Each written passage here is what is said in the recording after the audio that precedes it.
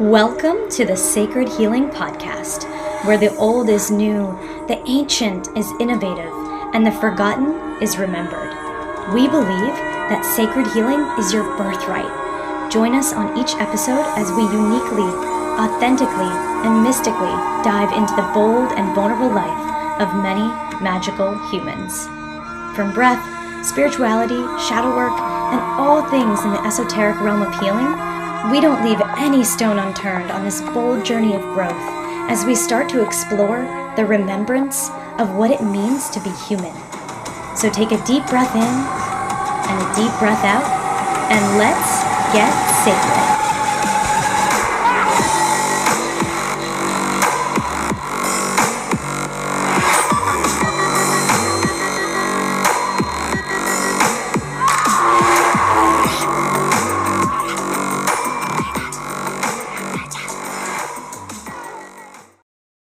Hello, sacred beings. Welcome to the podcast. Today, we have a really special guest named Adrienne Jezick.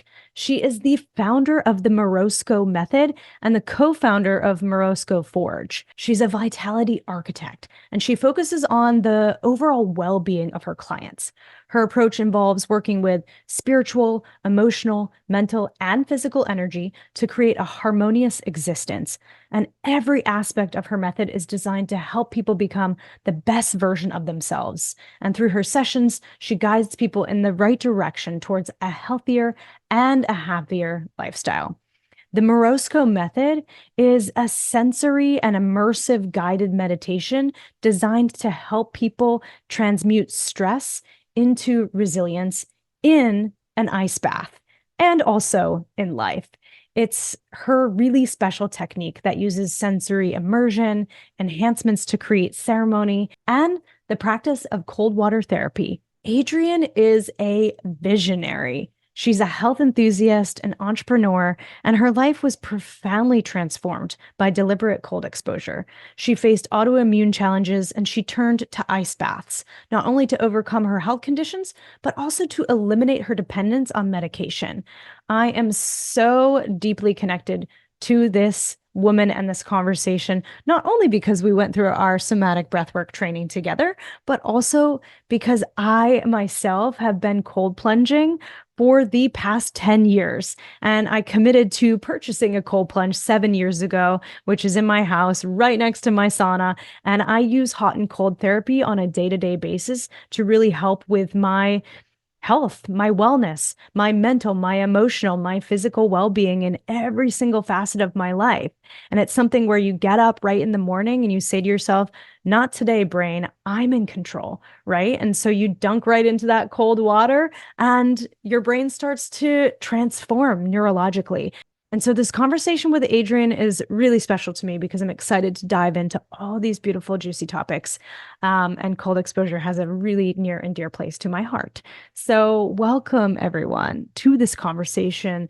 And without further ado, please enjoy this beauty and this grace and this being that is Adrienne Jezick. Always like to take a breath before I get started.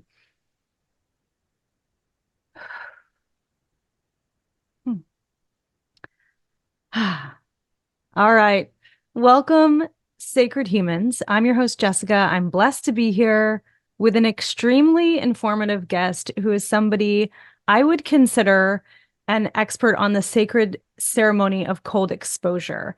And she's the founder of the Morozko Method and the co-founder of Morozko Forge ice baths. And we'll get into all of that today. And fun fact, we also did our somatic breathwork training together. Woo! It's a true honor to speak to this person today. She is passionate about not only cold exposure and the benefits it can have on your life, mentally, emotionally, physically, spiritually, but she's also dedicated to personal growth. She's overcome 3 autoimmune diseases as a vitality architect, and we have a lot to get into today. So I'm just going to go ahead and introduce this beautiful being, Adrienne Jezick, to the show. Welcome, welcome, welcome, Adrienne. Thank you so much for having me. I am thrilled to be here and I'm happy to know you. I love seeing what you're up to in the world as well. I know it's a lot. We've been like kind of like following each other's journeys and it's super fun. You're doing a lot of cool stuff. And I would love to dive right in to something that you recently posted online, and I would love to read it aloud and discuss it to kick us off. So we're just going to go right into the deep. Um, and I love love that you have fireworks going right now. It's just You so know, gotta love a Mac. I don't know how to turn that off. I was like, oh, she's celebrating this like me. That was a perfect introduction to you. Yeah. So you posted something recently, and I'm going to read your words back to you so that they'll land, and so that everyone that's listening can hear these words that you wrote. And this post really, really hit me. I don't know why. It was just so vulnerable and so just raw. And it was posted alongside a pretty much like naked nude picture of you. You were painted by the wonderful Alex Ruiz, who's been on our show before. And so body paint involved lights and ceremony. And so this is what you wrote. You say, "This is me at 43. This is every part of me, the skin I'm in. I've earned every line, every curve, every spot, every thought, and every scar, even the ones you can't see. This has not been a lifelong journey. This has been a journey of several lifetimes. I've lived and I've died and fought and thrived and done it all over again as many times as needed to get here, right here, in this place and this time. The path has not always been easy, even if at times I get to slide right along. I've given up blood and sweat and tears that barely scratches the surface of how I've clawed my way through just to get here, right now. I'm in my fully expressed and completely undressed version of self. And my God, it feels so damn good. I still hurt and I cry and I feel the darkness, but it's different these days. I make my bed here in the light and I sleep soundly there in the dark. I'm enveloped in this world, this life, this ability to feel it all and crave even more. I will continue to fall in love and take big risks and fall on my face and take another chance because it's the most delicious way to play here, this time, in my human shape and form. I celebrate me and all that is me and all that I love and all that I am because I came by it honest. I am real to watch and to feel, and all parts of me are also real. I'd be too much anyway, so here goes. Full start, no chill, show up and put up or go home. I am there, at home, within myself, true to myself, above all else. I used to fight back and clap at anyone else that couldn't take me, and now I step back and I look back over my shoulder as I walk away from what isn't for me because what is shows up wholeheartedly. It isn't clean and it can get messy, and I'm here with my mop because I'm so fucking ready for the mess of it all. I do a double take every time I share what I want because I also double down on the joy of being all that I'm meant to be. Sometimes I get sad and cry it all out, and even that is the magic I want to play with, the glistening tears that hold all of my fears and help to release expectations and see clearly the realizations that this is life.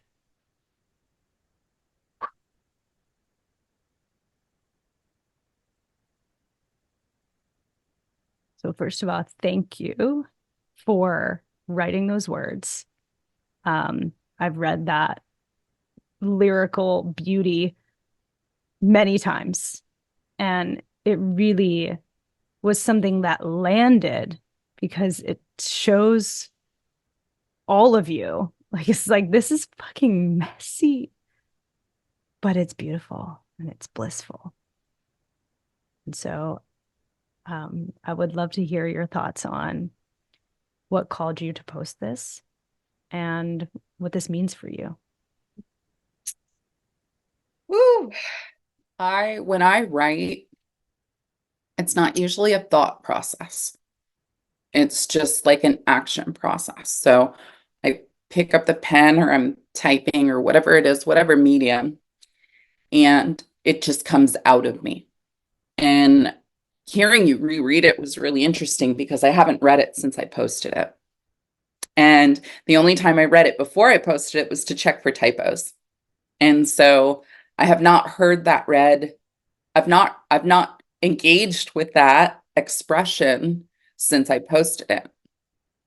And I got really emotional for a moment because this is me.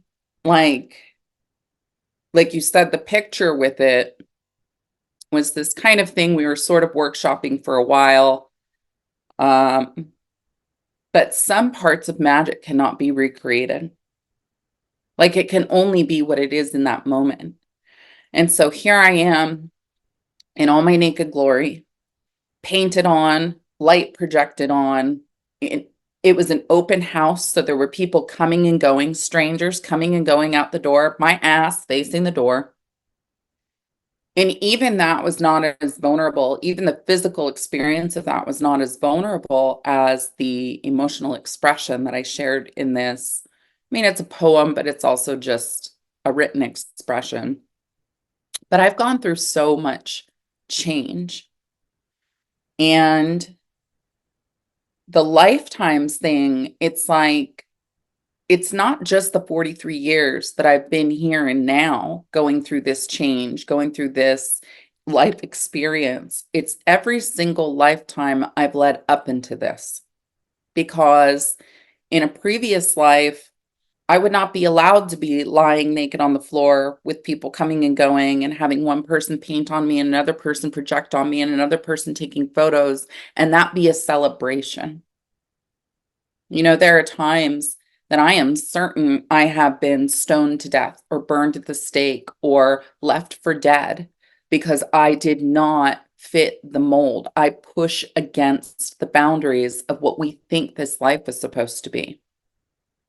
And it has taken these lifetimes of healing to be able to be in the fullest expression of this human existence. So that I can talk about lifetimes. I can talk about, being naked in a room full of people. I can talk about my healing journey and what it's taken to get here. And in this lifetime specifically, the first 30 some odd years of my life here, I spent in a state of chaos. I spent in a fight or flight response. I spent in a defensive experience, an angry experience, a pained experience.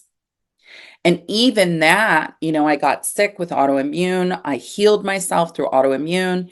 And even that was necessary to get me to this expression of softness, this expression of light, this expression of the meest me I can be. So all of that pain from the lifetimes previous and in this one were necessary to give me the lessons, to share the wisdom so that when I showed up here, obviously I'm still practicing, there's always going to be something to learn, but so that when I showed up here, I could show up exactly as I am, that my existence allows permission, gives permission to those around me to be in their existence. By me lying naked on a floor with strangers coming and going, they also have full permission to show up, not super fit. I'm not an unhealthy person, but I hadn't worked out in quite some time. My body was in a fight or flight response too, where I just recently have been able to get out of that physical experience. And this was part of that, but to show up in that truly vulnerable state and other people be witness to that, it's like, oh, I don't have to look like a supermodel. I don't have to be super fit. I actually don't have to be anything other than exactly who I am to show up in this world, to create, to showcase myself, to be expressive. Yeah, it's a lot. It's a lot. And it's like you said, it takes lifetimes. And those lifetimes before, when maybe you were burned at the stake, maybe, you know, people called you witch or whatever it was in your past lifetime. To me, and one of our dear sisters, Blue of Earth, recently said, a witch is truly what it means to be that which is needed. And in this lifetime, you are able to be that which is needed. And that which is needed is to be absolutely you in your fullest expression, no matter what that looks like, with full permission to be whoever you are. And for those listening, to kind of set the stage of this, it wasn't just like Adrienne in the middle of the room naked with some paint on and people are walking around. It's like, no, this was a ceremony. It was an art, basically a live art installation. I don't know what else to call it, with the projected light and the body paint and all the things that Alex and team bring to life. And also the ceremony of that was not only something that you got to take away, but everyone in the room too got to take something from that. And seeing you in that like full, raw, vulnerable state, showing so much power, it's like, oh man, that's how we all get to activate our deepest remembering of our past lives. That's how we get to awaken into our truest self and learn and unlearn really in those moments. So thank you for that. Yeah, not starting us off easy, am I? I'm here for it. I'm here for it. Yeah, we're going right in. I'm here for it too. So let's get into cold exposure, because I've someone who's been actively cold plunging as a healing methodology and a practice for almost 13 years, and now on a daily basis for almost 7 years. So I'm just really lucky and grateful to have access. I have a cold plunge at my house. I have a sauna. I have like a wellness setup at my house, and I get to, and I have the privilege to use that every day. And it sucks every time. Like every morning I have to like reprogram my brain again and say, no, I'm in control. Like we're going in the cold. And do I miss days? Absolutely. Absolutely. I miss days. Of course I do. Right. But it's something that I brought into my life that's really changed my body physiologically and neurologically. And so I would love to hear how you got into the path of cold exposure, and maybe you can walk us through some of the autoimmune challenges that you've been through, because I think that really sets the stage for the why behind it all. But yeah, I would love to hear more about your journey there, and let's get into it. Yeah, I in my early 30s, I was diagnosed with autoimmune, 3 different autoimmune diseases: Hashimoto's thyroiditis, eosinophilic esophagitis, and urticaria. And these diagnoses came over a couple of years, and every time I got a new diagnosis, I got more prescriptions. Every time I got more prescriptions, I needed more prescriptions to take care of the side effects and the symptoms of the prescriptions. And at the height of it, I was taking more than 20 plus prescription pills, vitamins, supplements every day. I was getting 2 live antibody shots by my allergist every month. And I really wasn't feeling any better. There wasn't anything I was doing in modern medicine that was helping me feel better. And so I started seeking alternative healing. And it started with focusing on food as medicine. So I really began with the Walls protocol by Dr. Terry Walls. She created this protocol because she has multiple sclerosis and she needed a low inflammation food regimen to help with her flare-ups with the MS. And what I learned through this book was really that whole ingredient foods and eating is the way to go. Eating with food as medicine, like mushrooms, that's a whole ingredient food. Steak, that's a whole ingredient food.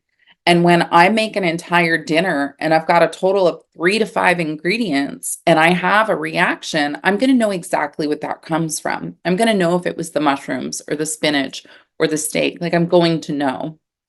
And so I'd been doing that for a couple of years prior to finding deliberate cold exposure. And now when it came time to, really, even with the food changes, I'm getting a little sidetracked here in my own brain.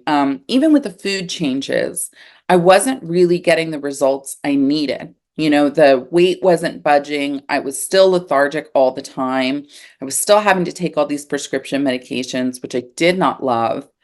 And so I was seeking still more alternatives, and I was reading a lot. I was reading fiction and nonfiction, so like Hemingway, Steinbeck, but I was also reading Nassim Taleb.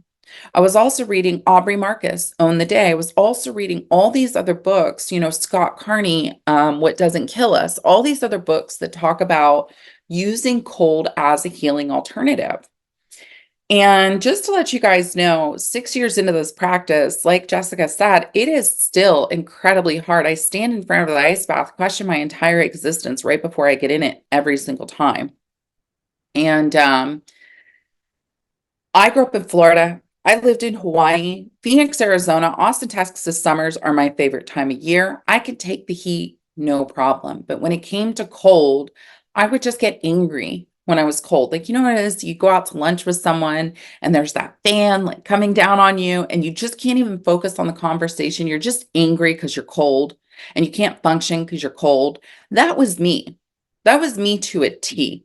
And so I thought, there's no way this sunshine girl is going to be taking ice baths as a mode of healing. And God bless my ex-husband, Jason. He was like, I know what I'm going to do. He's like, I'm going to set up a tub in the backyard. I'm going to bring a bunch of ice. I'm going to invite a bunch of our friends and we're just going to do it. And he's like, Adrienne, you can join if you want to, but you don't have to. Well, my competitive self, I was just like, of course I'm going to do it, so we sat in the backyard, did a few rounds of Wim Hof breath work, which at the time was the only preparation for cold exposure available to the masses. And the thing about the Wim Hof method is it's a breath work. It's a holotropic, hyperactive, hyperventilative breath work, followed by taking an ice bath, followed by cold exposure. So there's no actual guidance in the ice. So we do my breath work. I walk over. I put one foot on each side of the tub. I put one hand on each side of the tub. I drop myself into the water and hold my breath. Turns out that lasted 9 seconds. And then I leapt out. I freaked out. And there were two things that happened right away that told me definitely I was going to do this again. Like not that day, but I was going to do this again. And the first thing I noticed was the chronic pain that I had in my legs for over a decade was completely gone. And anyone who has ever lived with any type of chronic pain can tell you that they would give an arm for a moment's relief. And so this chronic pain in my legs was gone. And the other thing that happened was I got this sense of empowerment, this sense of like, wow, I just did that. And over years of being told, don't do this, get rid of this, you don't have energy for this, saying no to everything. I mean, everything in my life was falling apart around me because this illness had completely taken over. And now here was this thing that I could do, which, by the way, that's a hilarious video. If you ever want to see it, just Google Adrienne's first ice bath. It's a sight. So over the course of a couple of weeks, we kept doing this. We kept filling the trough with 300 to 400 pounds of ice, inviting some friends over, doing the breath work, taking an ice bath. And by about my third or fourth ice bath, I was standing in front of the water in a completely frozen fear state, full of anxiety. All of a sudden, I'm worried about what happens if I launch myself in and I pass out? What happens if I drop myself in and I hit my head? Like all these fear things started coming up. And so I started to think like, all right, how do I get myself out of my head and into my body? How do I get myself out of this anxious head state? Really is what it is. And I started to draw on previous experience. I had been in dialectical behavioral therapy for more than a decade. And so I'm thinking, all right, in therapy, what do I learn? That in order to get out of your head and into your body, you have to engage your physical senses. So I'm like, what can I hear? I can hear the birds. What can I see? I can see the sunshine. I can feel the sunshine. I can smell the fresh cut grass. So I'm going through all these things and I realize this has to be my choice. I have to do this with intention. I have to do this with deliberation. I have to deliberately choose this practice for myself. So I stepped into the water and I sat down and I leaned back and I just chose to breathe. And this is the first time that I made it past 2 minutes. And when I got out, I didn't freak out. I didn't run around. I just stood there in my stillness, in the discomfort of what it felt like to be cold. Also, because I knew what was on the other side of that ice bath. I knew I had to take the ice bath because I knew what I was going to feel on the other side of it. And it was worth it. All the discomfort in the world was worth what I was going to feel on the other side. And what I realized quickly on was every single time I took an ice bath, I stepped out a different person. I stepped out a whole new version of me, stronger, more empowered, more of clear and sound mind. So I was telling everybody who would listen, I'm like, you got to try this. This will change your life. Like, I don't care what you're going through. You have to give this a try. So we start inviting friends over for the experience, and they're like, I can't do this. I hate the cold. There's no way I can do this. And I'm like, I'll walk you through it. Same way I walk myself through it, I will walk you through it. So I start walking people through using this sensory immersive technique. And I start adding other elements intentionally with sound, with scent, with all of the things that we do in our own intentional state to say, this is what I'm going to do, and this is why I'm going to do it, bringing that to the forefront. By fall of 2019, so November of 2017 was my first ice bath. By August of 2019, I'd gotten off of all the medications. I'd even gotten rid of the vitamins and supplements because I thought, I'll eventually put these back in, but for now I have to start from base. And when I went into my endocrinologist and had my labs read, she said, everything's within range. You're doing really great. I want to keep everything exactly as it is. And I was like, that's great. I'm glad to hear it. I'm not doing anything you're telling me to do. I'm not on any medications. I'm not doing any. She's like, what are you doing? So I told her I was doing ice baths. I told her I was doing whole ingredient, low inflammation eating. I told her I was doing extended fasting, 48 hours every other week or so, or anytime I had an allergic reaction, I would go on a 48-hour fast. And she wrote all that down in my chart. She's like, that's fantastic. I hope I never have to see you again. I'm thinking, heck yeah, me too. And as I walk out through the waiting room, I see about a dozen other people, overweight, likely over-medicated, definitely feeling miserable. And I realized I just did what I was told was impossible. I got rid of autoimmune. I don't take any medication to live, to survive, to fight off symptoms. And I knew right then and there that she was not going to tell another person in that room what had happened to me. And so I took it upon myself from that moment forward to share the healing benefits of the cold with anyone who would be willing to listen.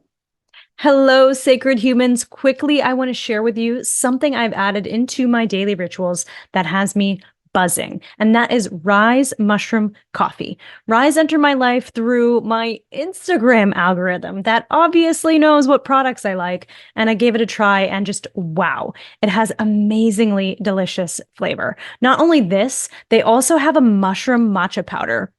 Mind blown. And they're filled with superfoods and super mushrooms. What I like about Rise is that they use 100% organic ingredients, and their mushroom farms are located in California. If you've always wanted to try mushroom coffee but haven't yet pulled the trigger, this is your moment. And there is zero risk because they have a 30-day money-back guarantee. So if you're interested in the deliciousness of Rise mushroom elixirs, head to the show notes and you will find a link for 20% off your first order. Or simply use the discount code Jessica, all caps, at checkout. That's JESSICA, all caps, at checkout. And now, let's get back to our amazing episode of the Seikird Healing Podcast. So just a first sidestep shout out to you right now for inviting me onto your platform and helping me achieve my greatest vision in life, which is to share the healing benefits of the cold with anyone who is willing to listen. And since that day, I have spread the healing benefits.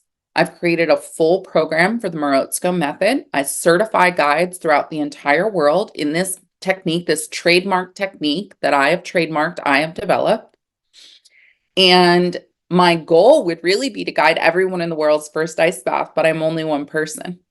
So I've enlisted the help of the masses and of people who are interested to certify them in this technique and help them find a way to calmly meet that stress, calmly meet the cold. And what I've discovered over the last 6 years is that when you practice the Morozko method in freezing cold water, that then translates throughout life. Anywhere that you experience extreme stress, you can transmute that into resilience. So I've been working closely with first responders, sober living facilities, combat veterans, people in high stress and high powered positions, nightlife workers, to help them have a tool that can be activated at any point in time with no one around you even being aware of it, to calm you down in the most stressful situations. Even if you're standing on stage, I just did this for a group of women at the Dragonfly conference last fall in Boulder, where people were scared of going on stage. And I'm like, let me walk you through the Morozko method. Let me bring you back into your body so that you're not up there in your freeze state or your scared state having to deliver the speech. So although this method was created for cold water and moving through the stress response in a freezing cold ice bath, I've seen it change lives in so many different ways, once practiced in the cold and then applied to life. Ooh, oh my gosh, there is so much to unpack here. I took a few notes because I want to pin some things and come back to them. First of all, I could not say those 3 autoimmune diseases 5 times fast if I really wanted to. Those are a mouthful. And so before we move forward on the methodology and kind of the inner workings of that, how did you know that you had those autoimmune challenges? Was there inflammation? Like, what were the symptoms before the diagnoses came? The first and most profound was that I gained 50 pounds in a year. 50 pounds. And I've always been a small, kind of emaciated looking person. I've always been the one that people called string bean, or, I was told I looked like I was going to fall over because my boobs have always been big, but I've always been very skinny. And so I gained 50 pounds in a year. And so that was significant. And it was pretty much all around it was like midsection focused, which is wild. Like if that's hormonal, like hands down. The other thing that was happening was my digestion was severely affected. It got to a point where even drinking water was terribly uncomfortable. And they tried to say I had GERD. They were like, this is, extreme heartburn. We're going to put you on PPIs, like this, that, and the other. And they don't tell you that PPIs are not meant to be on for life. They're meant to be on for, 30 days max, 60 if you really need it. But then you're supposed to taper off and go on to healthy lifestyle stuff. But they just had me on PPIs like, this is it. This is your lot in life. And the problem is it wasn't helping. These things weren't helping. So they're sending me for all these tests. They're sending me for all these things, all this blood work. And that's when they discover this isn't just heartburn. This is Hashimoto's autoimmune. And there are different types. Like you can have low thyroid, you can have hypothyroid without it being autoimmune related. And my particular subset of hypothyroid is Hashimoto's. It was autoimmune related. The problem is even once I received this diagnosis and they got me on the proper medications for that, I still wasn't feeling better. I was still having severe gastrointestinal issues. I was still, turning into it. Like, I know I'm pink right now, but I spend a lot of time in the sun, but I was getting like inflammation. I was just inflamed. I was like red, like a splotchy little ladybug or something. I would get super inflamed. And that's how I discovered through allergy testing that I had urticaria and eosinophilic esophagitis. So eosinophilic esophagitis is when hives present in your esophagus when you're allergic to external or internal allergies. So it can be things that can grow. It can be things you eat. It can be all kinds. It can be fragrance. Like fragrance is something I still have a hard time with. So like if someone's wearing cologne or perfume around me, I won't touch them. I won't hug them. I'll likely walk very far away from them because I still have a very severe reaction to synthetic fragrances, which I could go into a whole podcast about synthetic fragrance and like the ways that it sticks to our endocrine system. Like that's a whole other thing. But I'm bouncing around a bit here. Just in that, it was like a couple of years of going to specialists and just saying, here are your symptoms, here are the tests we're doing, and here are the medications we're prescribing you based on that. And now I really want to say right here, I believe modern medicine has a place in our society. I believe doctors are all doing the best that they can to keep us alive and healthy. I also believe that it is our personal responsibility to know our bodies, to learn our bodies, and take over our health. When I went into the system, I was a victim of my experience. Everything was happening to me. And it was the doctor's responsibility, the way that I saw it at the time, the doctor's responsibility not only to heal me and to fix me, but to figure it all out. It was their job to figure it out.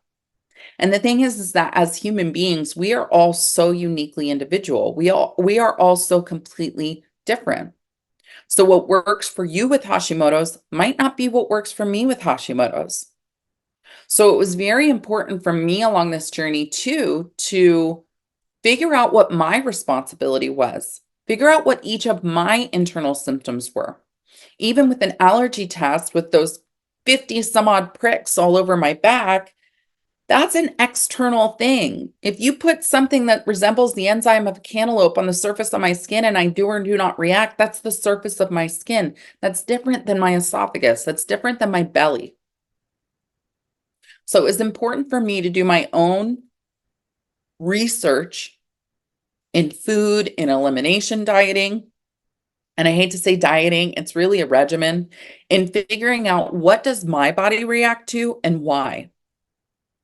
And as I was healing these, physical symptoms, I was also moving through a deep emotionally healing journey, finding all of the areas in my life that I showed up in that victim mindset, finding all the areas in my life that I carried anger about my childhood, anger about the way that I grew up in this world this time around, carrying all this defense and all of this aggression about how I felt like it was me against the world. So part of my healing, I know, came from being part of emotional masterminds right alongside you and going through that deep healing of the inner child, deep healing of my inner wounds from this lifetime, but also from lifetimes previous, because that carries over. Not only from lifetimes previous, but of generations previous. My mother, her mother before her mother before her, and on my father's side. Today, I want to share with you all the delicious KAKAO with a K drinking chocolate. KAKAO is one of my favorite brands of ceremonial grade cacao and is a delicious addition to my morning routine. KAKAO is jam-packed with delicious nutrients that work with my body to stay energized, connected, and focused. What I also love about KAKAO is that they are a nonprofit on a mission to protect the native heirloom strands of cacao in both Peru and Guatemala by giving back to the farmers and communities that make it available to us. If you are interested in KAKAO with a K, go to the show notes and you will find a link for 10% off your first order, or simply by using the discount code Jessica, all caps, at checkout. That's JESSICA, all capital letters, at checkout. Yeah. And I was going to ask you about kind of traumas that happened earlier in life that maybe impacted your soma, or if you had explored any root cause gnosis of what may have led to some of these things becoming dis-ease in your body, right? Yeah. And so what are there any specific things that stand out from your childhood that may have resulted in some of these autoimmune challenges later in life that are coming How out? much time do you have? How much time do you have? My parents divorced when I was a toddler. My Mm. mother walked out middle of the night, no goodbyes, nothing like that. She just left us kids with my dad and went and lived in the woods for a year to go get to know God. Mm. So that had a severe impact on my relationship with Jesus and religion and God, which now I'm in a really good place with. I pray all day, every day. I live my life in prayer now. But that was traumatic. That was incredibly traumatic to be abandoned by my mother at such a young age and without having any ideas or explanation. Her and my father, they were into drugs. They did not have a healthy relationship or a healthy lifestyle. I understand now looking back why she left, but as a child, that was the most devastating thing that could happen to me.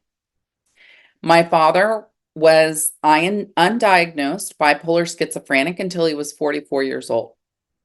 So as he was raising us, all of his coping mechanisms, all of his behaviors was that of a bipolar schizophrenic, which came with all kinds of extremes, all kinds of extreme emotional responses and reactions, occasionally disappearing for days at a time, showing up with women who were not vetted, not properly, vetted to be part of our lives.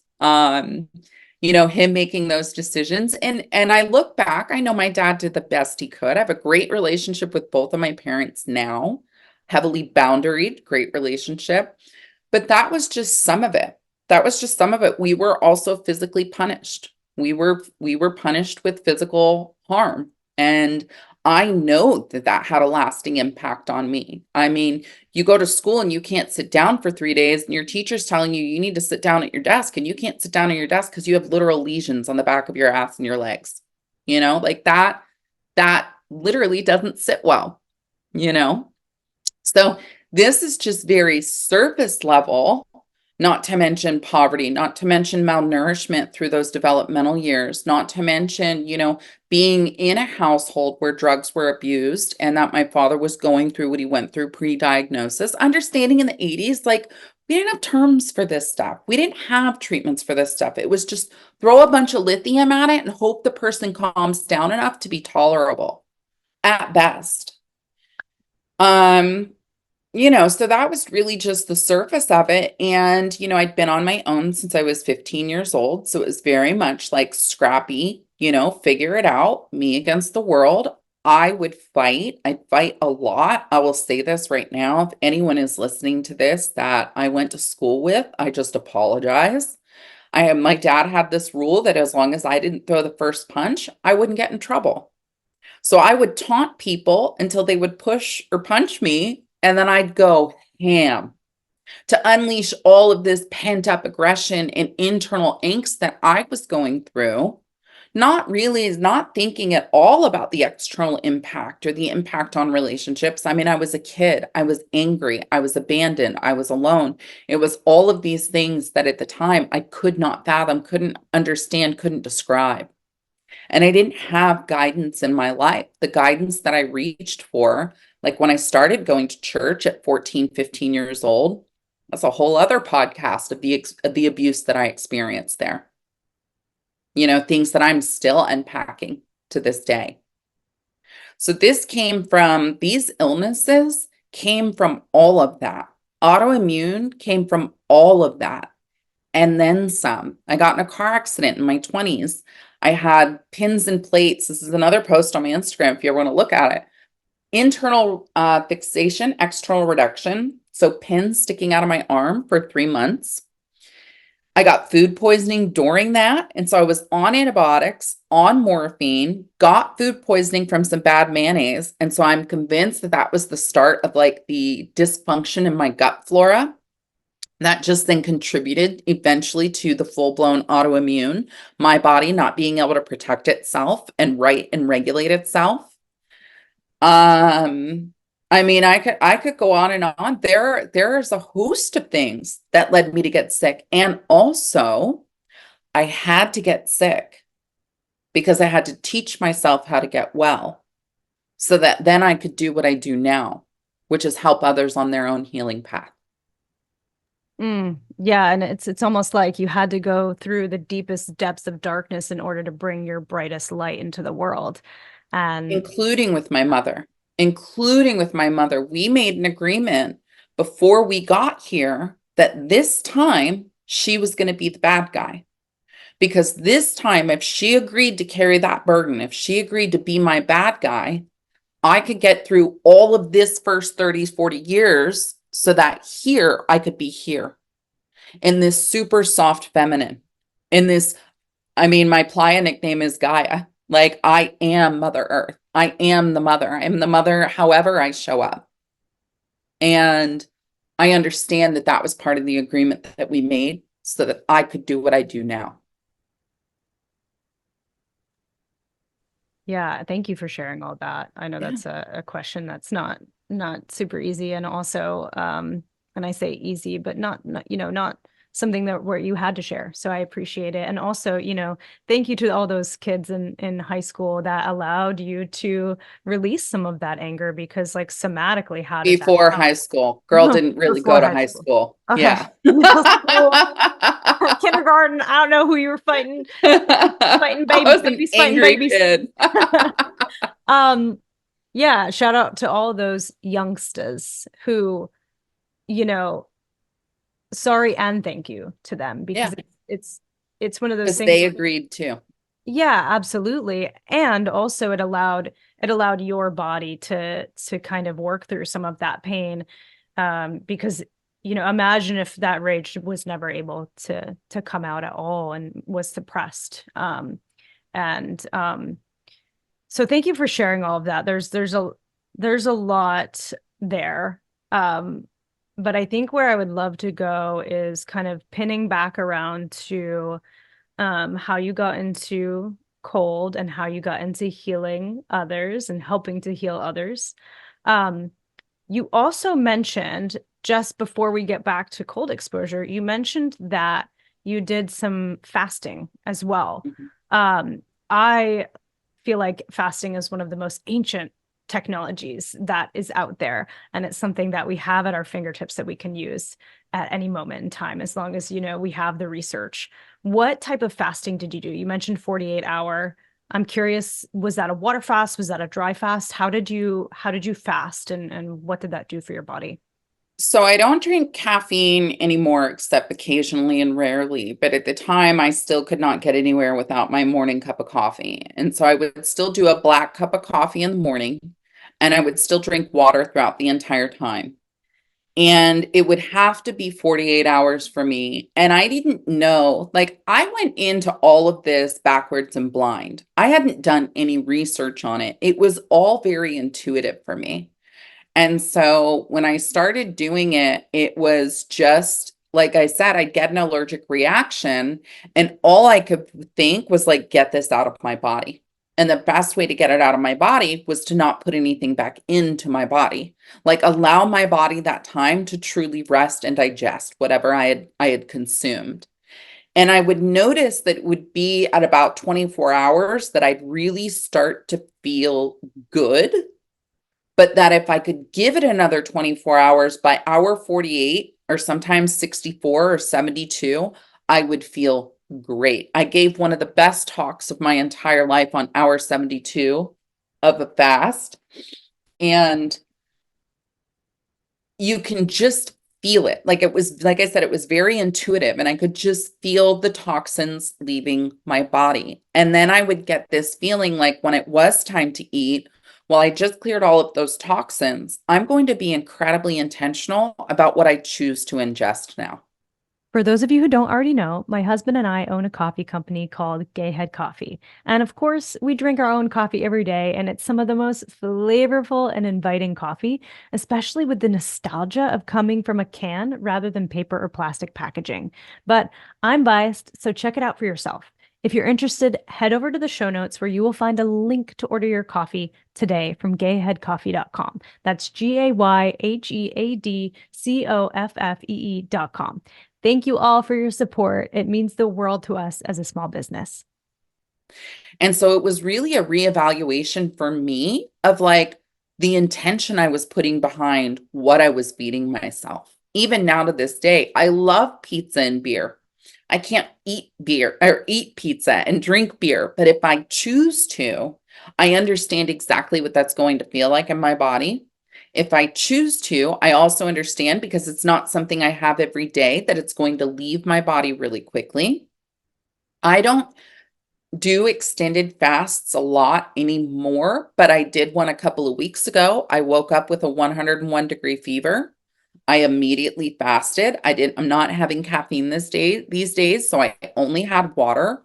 Within about 6 to 8 hours, the fever broke. I continued to fast for a full 48 and I never got sick. And there was this really awful flu that was going around. Even my friend that was staying with me had it. She was sick for almost a week. And so I'm certain that's where I picked it up, but it didn't stick around for me because I fasted. And I truly believe our bodies are the smartest machines that exist. And so when you remove all of this food, your body is going to get into a true state of hunger. And what your body does in a true state of hunger is it first starts to feed off of the things that don't belong. So I believe the extended fasting also had an impact on the autoimmune.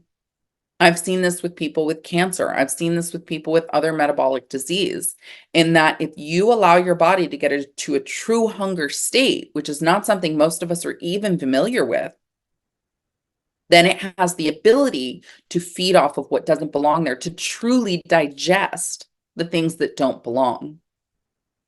Yeah, absolutely. And something that I've done in fasting, instead of like going right to coffee, is to just have like a little bit of yerba mate instead of coffee, to like really, like, I don't know, it kind of helps throughout my process. I don't know. It's just what has worked for me. But fasting is magical. And like you said, our bodies are machines. They are the most technical machines out there. We don't even know the vast, magic of our bodies yet, even in science. And we're finding out more and more every single day. And also, our bodies are so intuitive. And when we start to put so many medications into our body that maybe we don't know how they interact with each other, we don't know how they're interacting with our body, we're not all one size fits all. And so when you mentioned you were sitting in that doctor's office and you walked out and there's all these other people getting, treated for whatever autoimmune or other disease might be living in their body, sometimes it's just, prescription. And of course, the doctors are doing the best they can with the knowledge that they have.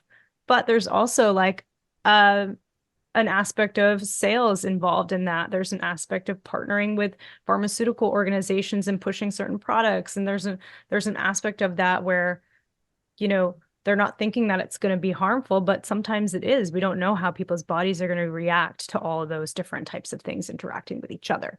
And so if we could just maybe listen a little bit more and get into the intuition, like you mentioned, nobody told you to fast. You just knew this was going to help your body because something inside of you was telling you, that little voice in your body was saying, I need this right now. And and it was in books I was reading, there were people talking about it in the books, that specifically Hemingway talked about how instead of eating 3 days worth of beans, he's like, am I going to live off 3 days worth of cans of beans, or am I going to save that money up so on day 3 I can go to a really nice restaurant, have a fantastically delicious meal, even a little bit of wine, and then feel fully satiated and know that the things that I consumed were real fuel for my body. I think the biggest misconception, number one, the biggest misconception is that we need 3 meals a day. We simply don't. Number two, another big misconception is ingredients. If you can't read it, you shouldn't eat it.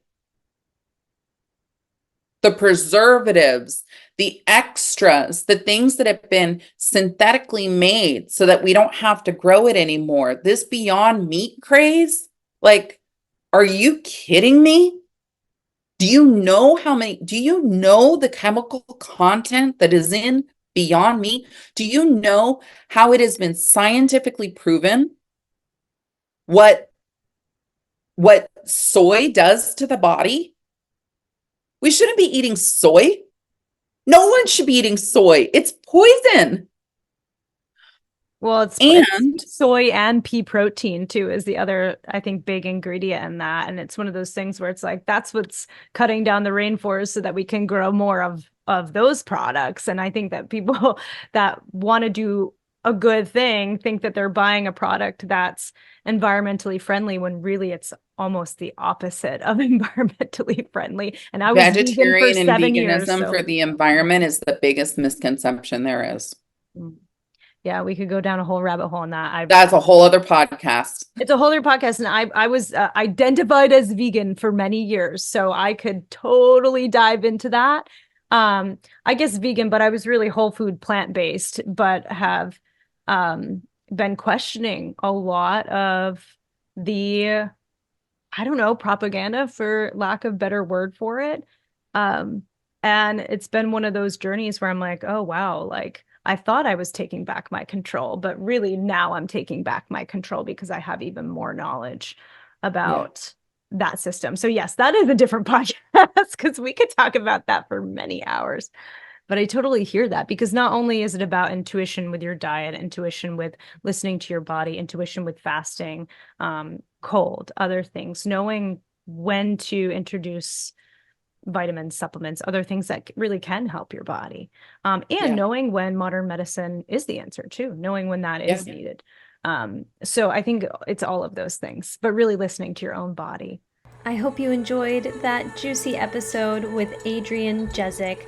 Stay tuned for next week's episode, part 2 of our conversation, where we discuss a unique approach to cold exposure, ice baths versus cold plunges, hormones, adrenal responses, the importance of the vagus nerve, entrepreneurship, plant medicine, Akashic records, and reincarnation.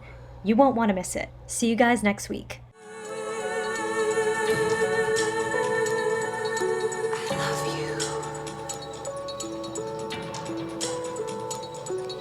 I'm sorry. Please forgive me.